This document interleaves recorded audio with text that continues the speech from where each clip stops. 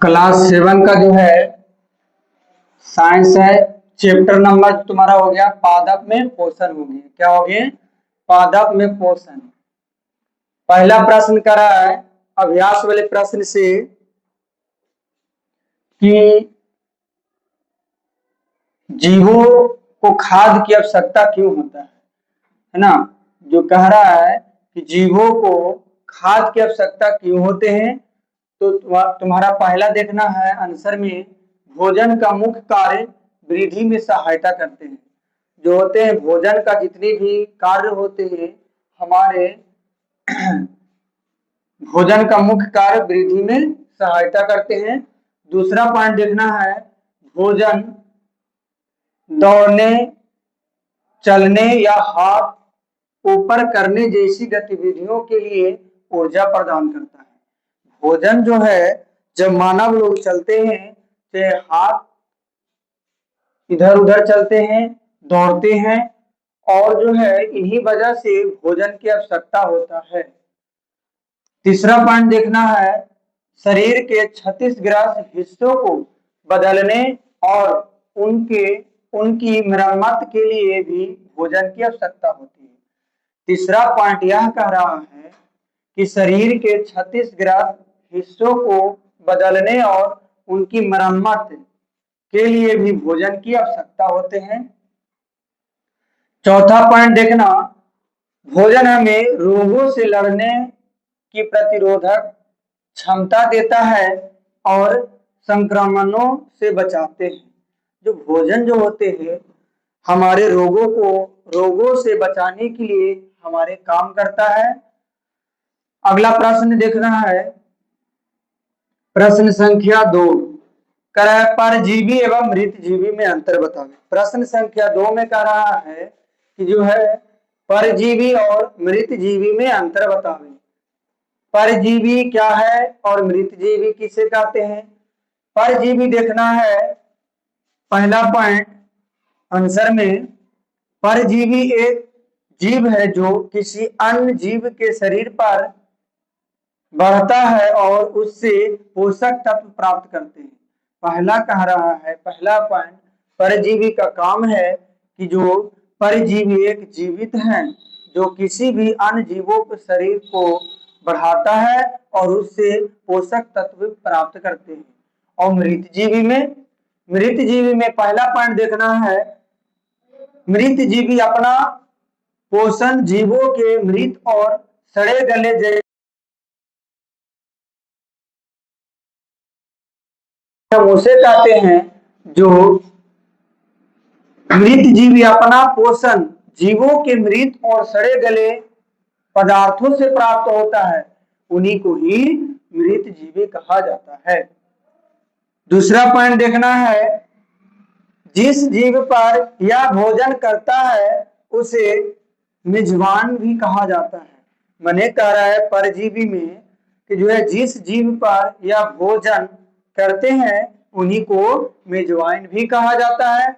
और ये साइड में देखना है मृत जीवी में दूसरा पॉइंट तुम्हारा हो गया वे किसी जीवित जीव पर भोजन नहीं रहते हैं।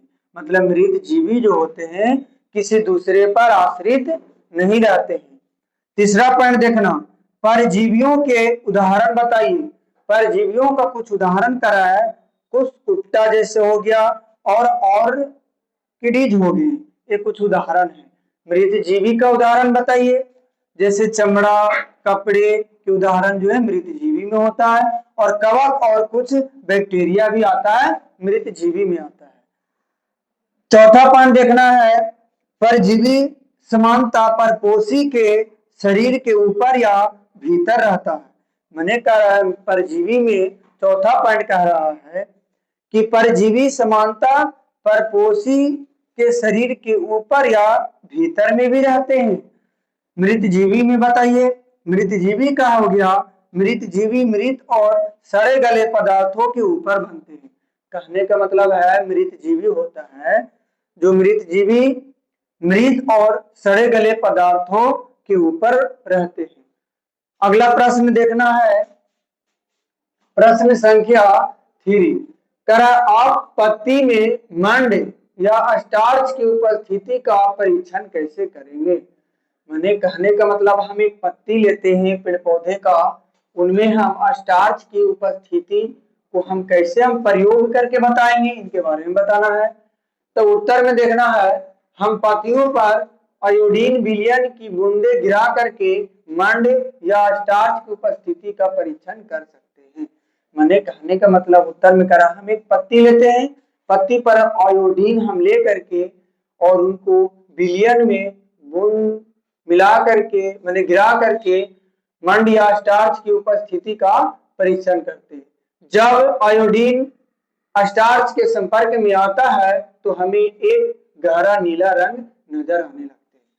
मैंने कह रहा है बाबू कि जो है प्रश्न संख्या 3 में कि जो है आप एक पत्ती लेते हैं और पत्ती में जो है स्टार्च की उपस्थिति का परीक्षण कैसे करेंगे। तो आंसर में देखना है, हम पत्तियों को जो है आयोडीन विलयन में एक बूंद लेते हैं और बूंद ले करके उन्हें हम परीक्षण करेंगे।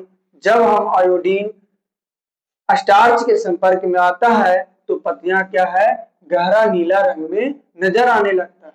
ठीक ना। प्रश्न संख्या देखना 4। प्रश्न संख्या 4 में कह रहा है कि हरे पादपों में खाद संश्लेषण प्रक्रम संक्षिप्त में वर्णन करें। ये तुम्हारा जो है 5 नंबर में आते हैं। ठीक ना।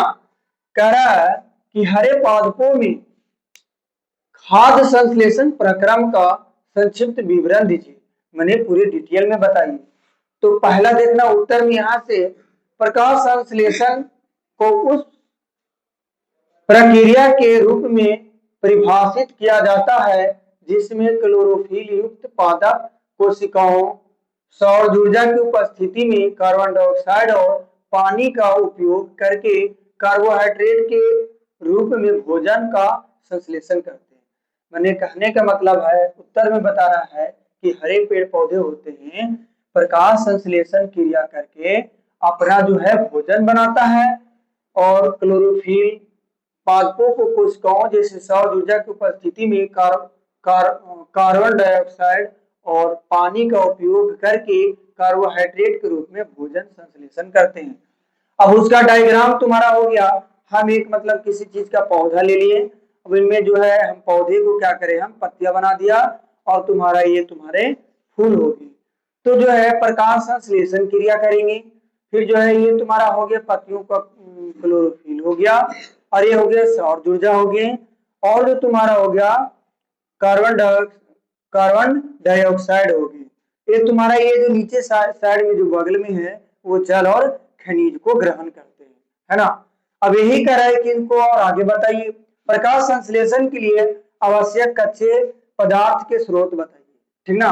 जैसे पहला पॉइंट हो गया, हरे पौधे में भोजन के संश्लेषण की प्रक्रिया को प्रकाश संश्लेषण कहा जाता है जो मुख्य रूप से पत्तियों में होता है। पहला पॉइंट यही कर रहा है कि जो हरे पौधे में भोजन के संश्लेषण प्रक्रिया करके और वो जो है संश्लेषण कहा जाता है जो मुख्य रूप से पत्तियों में होते हैं।